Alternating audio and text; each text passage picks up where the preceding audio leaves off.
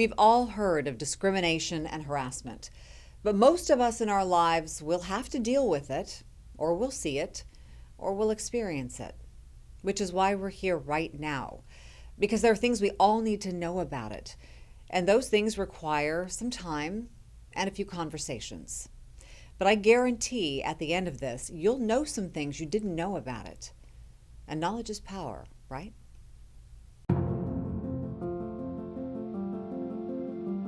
You will spend 35% of your adult life at work.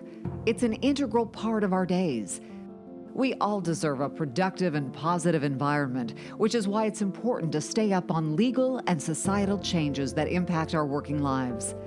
While it's been decades since federal courts first recognized sexual harassment as a form of sex discrimination, harassment still keeps making headlines.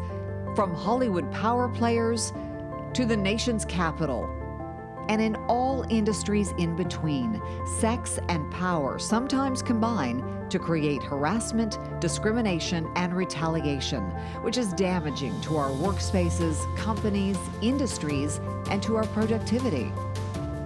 As women entered male-dominated workplaces at the beginning of the 20th century, sex harassment was fairly common, driven by desire or hostility.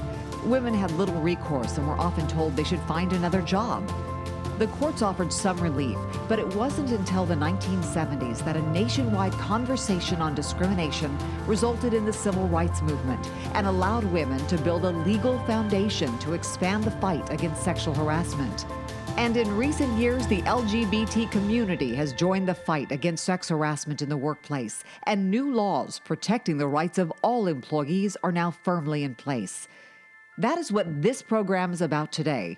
What was so overt at the beginning of the 20th century now has subtle nuances that cause discriminatory or harassing behavior, so it's important to understand how to recognize and identify what may be considered harassment, discrimination, or retaliation in the workplace. In this session, you will learn how to identify and avoid discrimination and harassment, as well as how to avoid and/or respond to retaliation. There is a spectrum, but there are also clear markers for each. Why is this important? Well, not only does the state of California require employers of a certain size to train supervisors and employees, but it's important to know your company policies and procedures, because not only are companies sued for illegal behavior, but individuals are too. After all, we spend a lot of time at work. Everyone should feel productive and safe. Let's get started.